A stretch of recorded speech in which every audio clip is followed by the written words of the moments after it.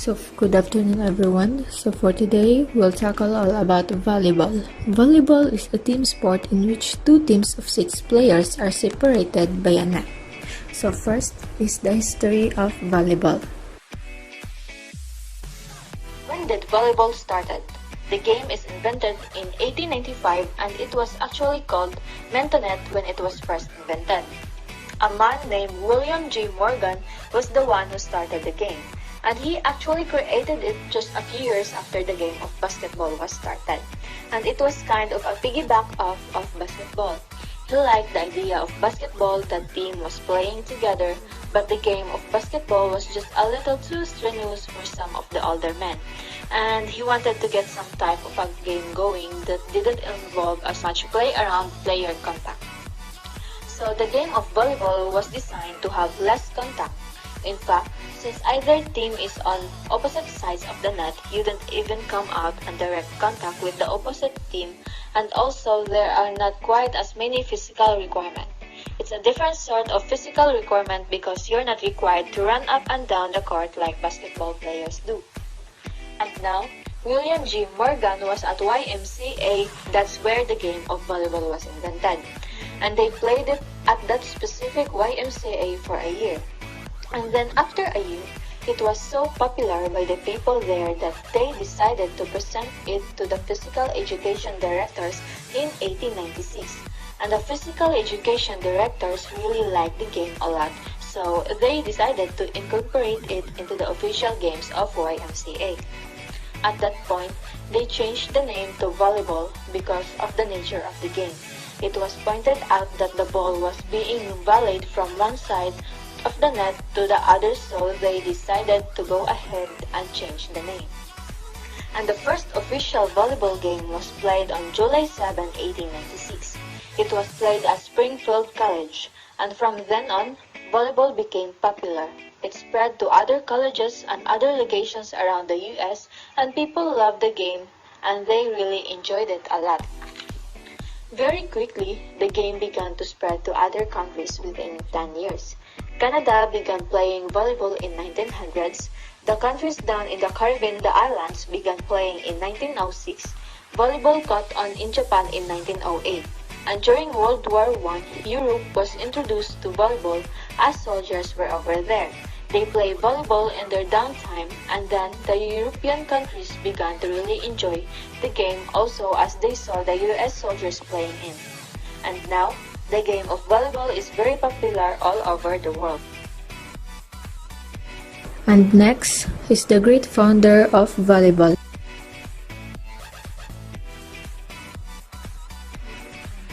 William J. Morgan was born on January 23, 1870 at Lockport, New York. He was an American educator and businessman, and he was the inventor of volleyball, originally called mentonet. Hello again everyone, I am Louis John Lee Asbaga, and I will be discussing to you today the scoring rules for volleyball. Volleyball scoring is essential to the game because it determines which team will win or lose. Before discussing the scoring system for volleyball, I will be discussing first the types of scoring. So there are two scoring methods used for volleyball. The first is known as side-out scoring, which basically means that the serving team scores a point when the opponent fails to return the ball over the net, hit the ball out of bounds, or commit an infraction. The non-serving team will earn the right to serve when the opponent fails to return the ball over the net, hit the ball out of bounds, commit an infraction, or make a service error. The other one is called rally scoring, where teams score a point when the other team fails to return the ball over the net, hits the ball out of bounds, commits an infraction, or make a service error. In recent years, volleyball rules have changed on how teams score points. In 1998, the Fédération Internationale du Volleyball switched from the side-out scoring system to the rally scoring system, with the change becoming compulsory in 2000.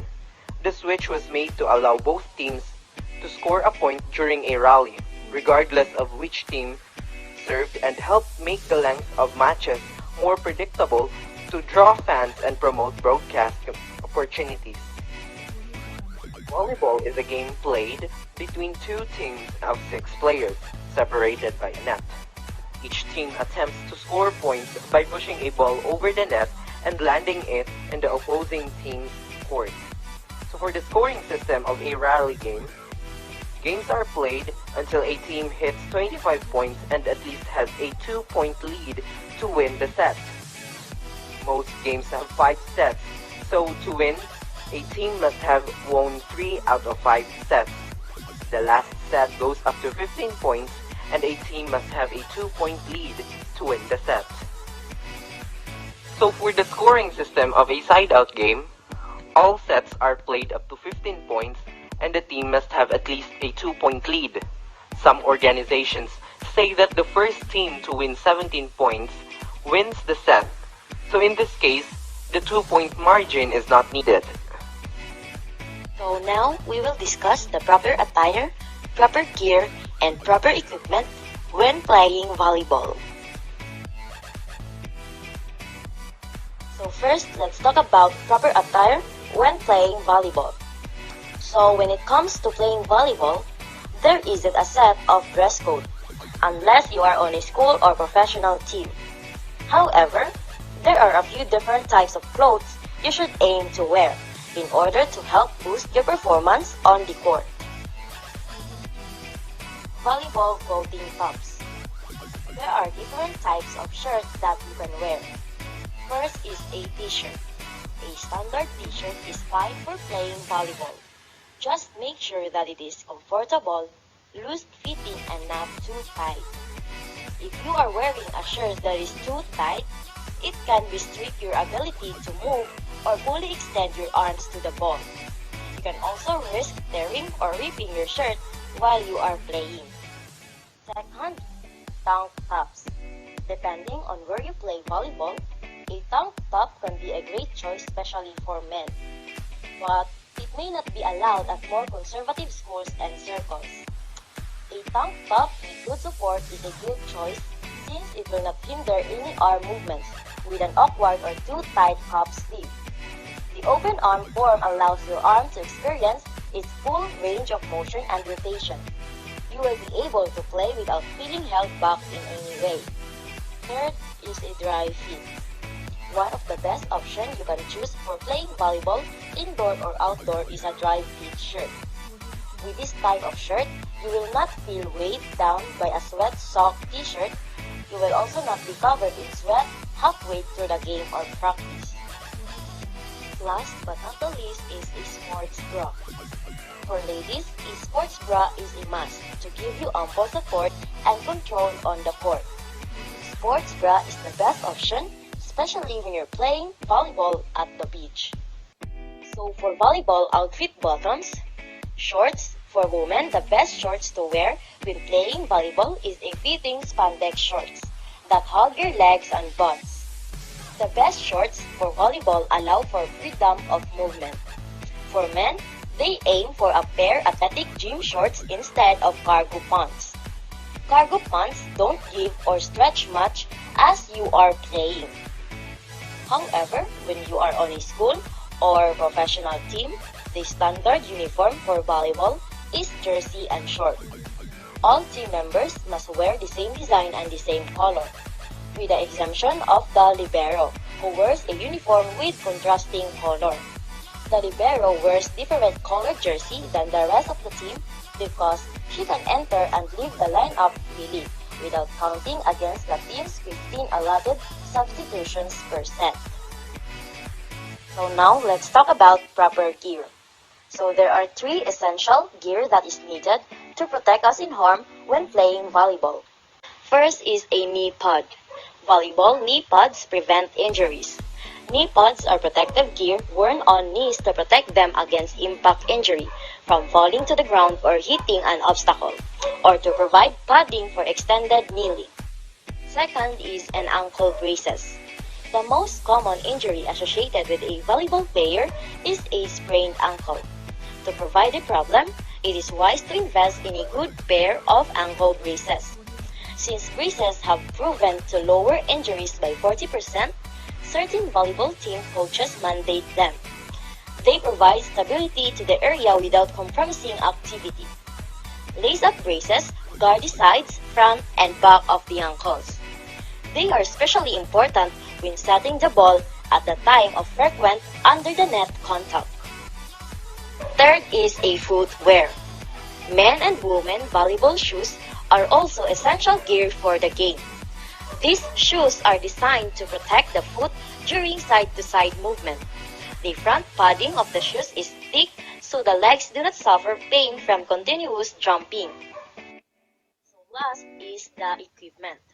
So there are different types of equipment that used when playing volleyball. First is a volleyball. Volleyball is the most important equipment when playing volleyball. It is an official ball used to play indoor volleyball, beach volleyball, and other variation of volleyball sports. Second is a net. Volleyball nets are the primary obstacle and separating element between the two teams in a game of volleyball. Splitting the court down the middle, the height of the net dictates how teams will strategize their ball placement and set up offensive and defense formations to successfully send the ball across the divider. Third is the post and cables. The volleyball net structure is held together with metal cables and posts. Posts are placed 0.5 to 1 meter outside the sidelines and 2.55 meters high.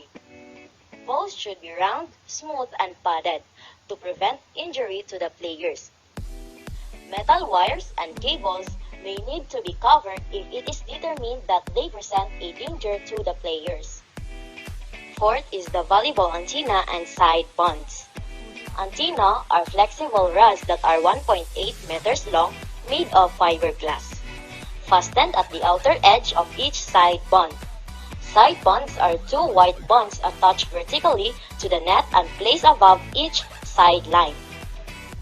Last but not the least is a volleyball duffel bag. It is important to have a dedicated piece of equipment to keep everything organized and easy to access. Most people prefer a backpack style where the weight can be evenly distributed across both shoulders. The bag should also contain numerous compartments and pockets. This will give space to separate equipment and keep clean items away from sweaty and used garments. Now, let's tackle what are the basic skills in volleyball. Basic volleyball skills. The volleyball requires 6 basic skills in order to play. The 6 basic skills you need to learn is serving, serve receive, digging, setting, blocking, and attacking. Serve. The first contact that starts every rally is called a serve. The player who serves is called the server. Usually, a server uses one open hand to swing overhead and send the ball over to the net from behind the end line. Overhand, underhand, and jump serve are examples of type of serves. Types of serve. Underhand serve. This serve is used mainly in recreational volleyball. It does not require the level of skill or coordination that the other types of serves do. With one foot step back, you hold the ball in your opposite hand. Then with your other hand fisted, shift your weight forward and hit the ball just below the center of the ball. Overhand serves. In high school and college competitive volleyball, the overhand serves are most common, and the two main overhand or overhead serves are the top spin and the float. For all overhand serves, you start with your dominant side foot back and the ball held extended with your non-dominant hand. Then you toss the ball up in front of you, hitting hand. How you hit it depends on the type of overhand serve you want to create. The biggest difference between the types of overhand serves in the server's body position, where contact is made with the ball, and the follow-through. Jump serve. The jump serve is more advanced and utilizes an even higher toss that should be several feet in front of the server. You use more of an attack approach, jumping and striking the ball with the heel of your hand while you're in the air. With this serve, your wrist remains stiff, then you hold your palm in position facing the target. When When a team is being served at, they are said to be on serve receive. Players are required to remain in the rotation home before the serve until the server contacts the ball. This requires teams to create serve-receive formations to account for this rule and still put players in the best possible place to play the serve and run an offense. Digging. The first contact made after an attacker from the other team sends the ball over to the defensive team is said to be a dig. Digs can be made with forearms, open or closed hands, or any other part of the body. Block or blocking. This move or contact is made by a player at the net to prevent the ball from coming over when an opposing player is sending the ball over to the net. This move is made with two extended arms with open hands above their head. This contact does not count as one of the three contacts a team is allowed to make. The same player that blocks the ball may contact the ball again as the first of the team's three contacts. When two players block at the same time, it is called a double block. When three players block at the same time, it is called a triple block. Set or setting. A set is an overhand contact of the ball, usually the second contact in a rally, made after a pass in serve receive or a dig in defense to redirect the ball to a hitter in the front row or back row by a setter to run the team's offense. Spiking or attack. Spiking is a form of attacking and a very popular offensive move used in volleyball. It is the act of jumping and hitting the ball down into the opponent's court, which hopefully results in a kill. There are various types of hits, the outside, middle, and back hits based on who the hitter is. Do's and don'ts before, during, and after playing volleyball. Do's before, during, and after playing volleyball. Before you play, prepare yourself mentally for the game. While it is essential that players are physically ready to play a volleyball game, it is also important that players are mentally prepared to compete. Jog and stretch to warm up your muscles. A light jog followed by some stretching will prepare your body for the physical exertion to come. This portion of the warm-up may be done as a team or independently. During the game, rehydrate your body. Throughout the practice and game, your body sweats, which decreases its store of water. In order to perform at the top of your game, you need to rehydrate your body. Instead of grabbing a drink only when you are thirsty, you should try to drink water consistently throughout the day. Have a fun time. No matter what happens in the game, the price to play in the league isn't worth it if you don't have fun. It is very important to have fun while playing a game. After the game, cool down. Immediately after finishing a game, it is important to gradually bring your heart rate down. If you stop activity suddenly, then it can lead to blood pooling in your extremities and cause you feel dizzy. The cool down phase is important implication for how your body responds to and recovers from the stress that was just placed on it. Don't before, during, and after playing volleyball. Don't eat a heavy meal close to workout time. Exercising on a heavy stomach will not only make you feel heavy, but also cause cramps and discomfort. This won't let you exercise properly, and you may even end up quitting your session entirely. Don't be unrealistic about your expectations. Try to manage your expectations about how well or poorly your team will do, or you might end up with a big letdown. During the game, avoid catching, holding, or throwing the ball, because it is a violation. The ball must rebound from the hit. Avoid touching the net with any part of the body while the ball is in play. Don't take anything too seriously. In the end, game is just a game. You're playing for fun and not competing for a Big Ten championship. So if things don't go as planned, just be happy that you got to exercise. After you play, don't forget to cool down. Again, the cool down phase has important implications for how your body responds to and recovers from the stress that was just placed on it. So that would be all for the volleyball, and thank you for listening.